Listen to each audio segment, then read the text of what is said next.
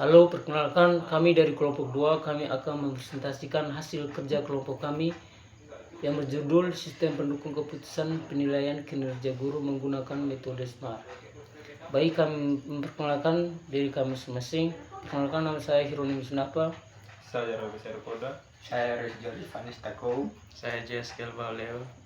Oke, baik, kami akan mempresentasikan Sistem Pendukung Keputusan Penilaian Kinerja Guru Menggunakan Metode SMART. Latar belakang: penilaian kinerja guru penting untuk meningkatkan mutu pendidikan. Sistem manual cenderung subjektif dan tidak terstandar, atau keputusan atau penilaian sangat bergantung pada pendapatan pribadi, persepsi, atau pengalaman individu yang melakukan proses tersebut. Diperlukan sistem pendukung keputusan yang objektif dan terstruktur. Yang kedua, ada tujuan penelitian.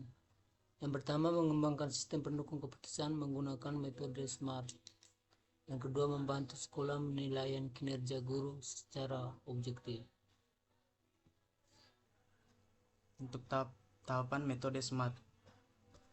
Penilaian alternatif menggunakan metode SMART melibatkan pengguna kriteria untuk mengevaluasi opsi atau alternatif. Untuk tahap berikut adalah tahap-tahapnya. Yang pertama itu menentukan kriteria dan alternatif, lalu kedua adalah menentukan bobot setiap kriteria, yang ketiga itu memberikan penilaian pada alternatif, yang keempat normalisasi data kriteria, yang kelima itu hitung utility dan total nilai untuk ranking. Untuk kriteria dan alternatifnya itu di C1 itu ada kompetensi pedagogik yaitu benefit, lalu C2 nya kepribadian juga benefit, lalu sosial benefit, profesional juga benefit, lalu di C5 nya itu ada kelelahan mental yaitu cost. Untuk alternatifnya itu A1 nya itu ada petu genjo, A2 sengu nyawa, yang ketiga A3 itu ada dodibili, yang A4 atau seda.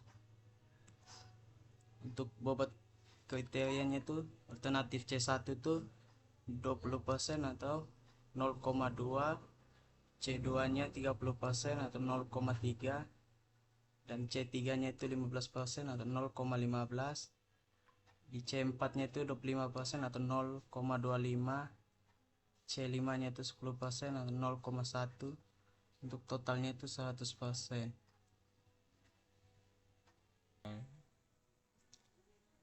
Nilai alternatifnya berdasarkan nilai yang diperoleh tadi di pembobotan nilainya itu kita isi 0 sampai dengan 1 ya. Di sini tadi ya, setelah kita desimalkan kita jumlahkan itu totalnya 1.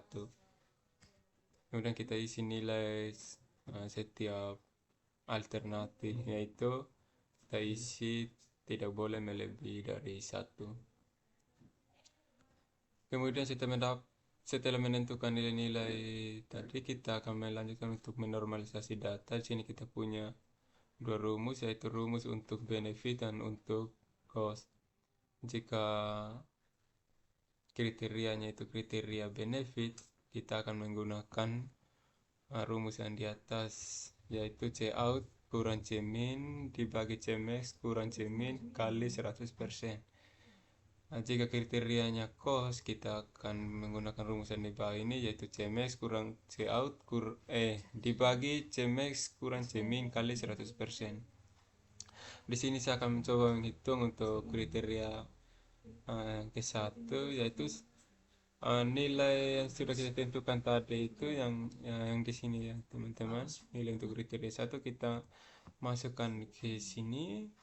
Lalu kita akan menentukan nilai max dan minnya. Di sini C1 memiliki nilai max itu yaitu 1 dan nilai minnya itu 0,3. Kemudian kita hitung sesuai rumus benefit, karena kriteria yang satu itu kriteria benefit, jadi kita hitung sesuai rumus yang di atas. 0,8 dikurang 0,3 bagi 1 dikurang 0,3 kali 100%. sama dengan itu hasilnya 0,7. Kemudian untuk berikutnya begitu terus, kemudian untuk mendapatkan dan kita mendapatkan hasilnya seperti ini. Dan saya akan menghitung untuk kriteria cosnya, yaitu yang cos di sini itu C5.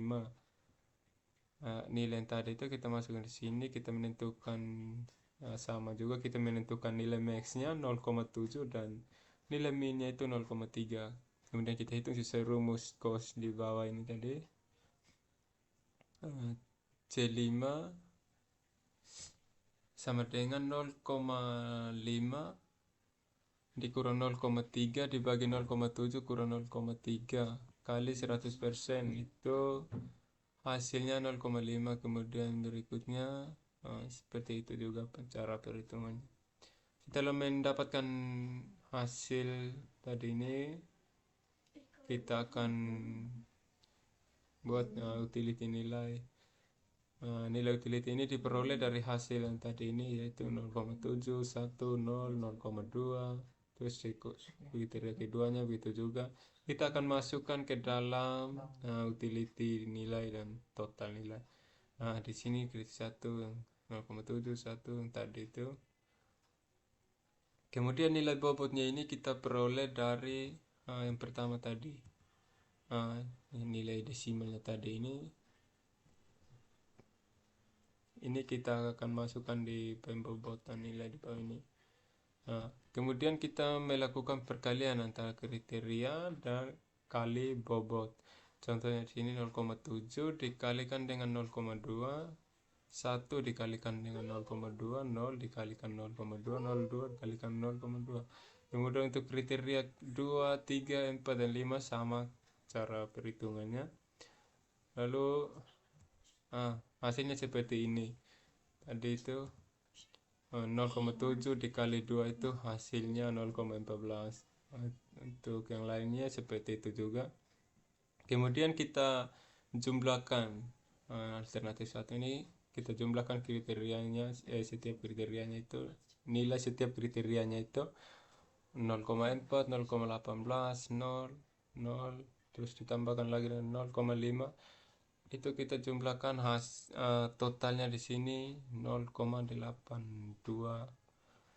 Kemudian untuk alternatifnya 2-nya begitu juga, alternatif 3 sama alternatif 4. Sehingga dari hasil total nilai di atas ini, A4 menjadi peringkat 1, kemudian disusul A3. A4-nya di sini memperoleh total nilai itu 1 dan A3 itu memperoleh total nilai 0,9. Kemudian